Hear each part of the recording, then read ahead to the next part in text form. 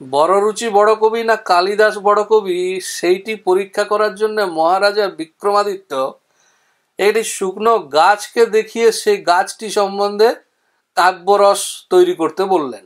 শুকনো গাছ নিয়ে কাব্যরস বড়রুচি অনেক মাথা চুলকে বললেন শুষ্কং কাষ্ঠং তিষ্ঠতি অগ্রে, আর কালিদাস বললেন নীরস তরুবর পুরত ভাতি।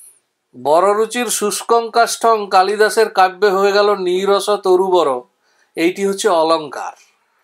তো প্রাচীনকালে সংস্কৃত চর্চায় যে যে এলাকা অগ্রণী ভূমিকা নিয়েছিল সেগুলির মধ্যে প্রধান তিনটি ছিল গৌড়, বিদর্ভ এবং পাঞ্চাল। পরবর্তীকালে যখন বাংলা সাহিত্যের বেশ বিস্তার বিকাশ হয় তখন বাংলার কবিরা, মিথিলার কবিরা, বিদ্যাপতি, চণ্ডীদাস এরা পাঞ্চালী রীতিটিকে গ্রহণ করে এবং এইভাবে পাঞ্চালী রীতি থেকে পাঁচালী কথাটি আমাদের বাংলায় আসে।